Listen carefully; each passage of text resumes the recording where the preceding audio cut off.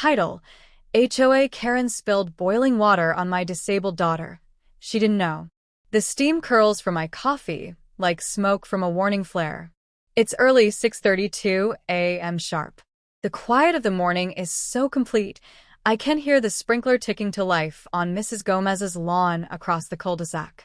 Birds chirp like it's just another peaceful Saturday in Crestwood Estates, our so-called inclusive gated community tucked away in the suburbs of Portland. Sunlight bleeds across the manicured sidewalks, spilling over luxury SUVs and porch flags waving in the wind. Everything here looks perfect. Pristine. Fake. I sip from my mug, eyes drifting to the front yard. My daughter, Ava, is already outside in her wheelchair, giggling as she tries to throw a tennis ball to our retriever, Pepper. She's 8. Her laughter is a high, staccato burst that fills the air, brighter than any sunrise. Ava has spina bifida. She can't walk, but you'd never know it from the way she lives, with wonder, with fire. She's the reason I push through the glares, the stares, the whispers. And lately the complaints. I spot the envelope before I even reach the mailbox. White. Crisp. HOA stamped in bold red ink. Another one. That's the third notice this month. Apparently, Ava's equipment, her wheelchair ramp, is a violation of uniform aesthetics. Never mind that we filed for an exception. Never mind that our neighbors' garden gnomes and neon flamingos stand like sentinels without issue. I rip it open and skim the page. Same condescending tone. Same signature. Marla Kensington, president of the HOA. Or, as some quietly call her, Karen of Crestwood. She moved in 2 years ago and appointed herself neighborhood royalty the second her Jimmy Choo heels hit the pavement. Platinum hair, always coiffed. Pearl earrings that swing when she talks down to you. Her smile never touches her eyes. Morning, Ms. Reed. She calls from across the street, perfectly timed like she's been watching. I force a smile. Morning, Marla. She eyes the ramp, then Ava, then me. You got our note? Our lawyer did too. Her lips twitch, but she says nothing. Just turns and walks away, heels clacking like a countdown. I exhale, slow. Inside, the kettle screams. I rush to it. Always on edge, since Ava knocked it over once trying to reach her art supplies. I swore I'd keep it out of her reach. Swore I'd never let her get burned again. That was a year ago. And she still flinches at the sound of boiling water. I turn off the stove and glance out the window. Marla's standing on her porch, fake smiling at Ava like she's some charity case. Something churns in my gut. It's small, almost nothing, but it's there. A feeling I've learned not to ignore. Because peace in this neighborhood, it never lasts.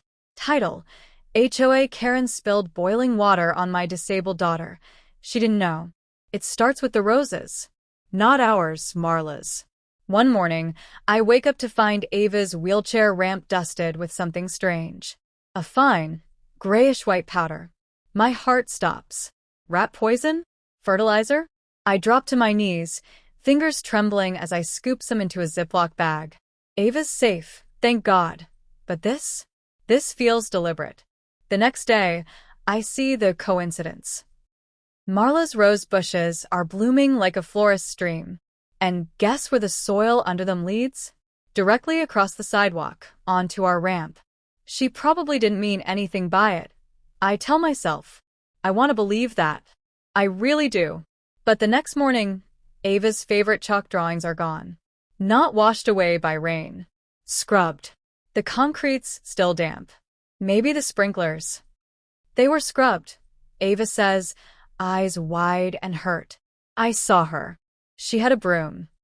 I stiffen. Are you sure? Ava nods slowly, then adds with a shaky whisper. She told me the driveway wasn't a coloring book for messy kids. I freeze. My breath catches. Messy kids. I know what that means. Ava knows too. I don't want to cause trouble. I never do.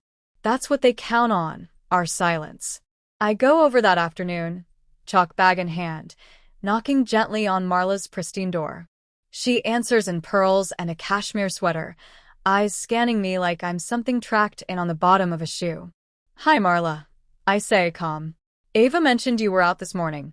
I think there was a misunderstanding. Her smile is thin.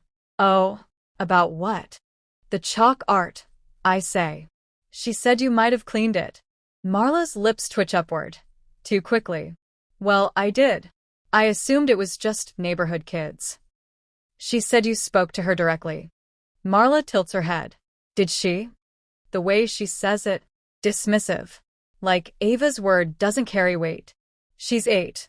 Marla continues, voice syrupy.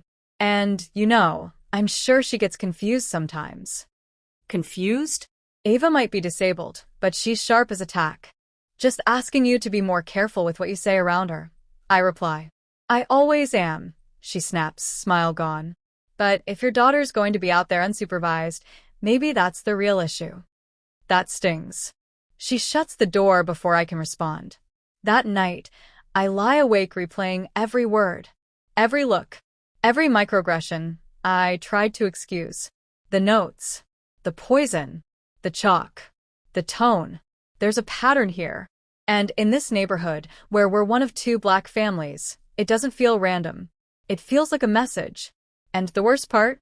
Nobody else sees it. Not yet. But I do. And something tells me, this is just the beginning.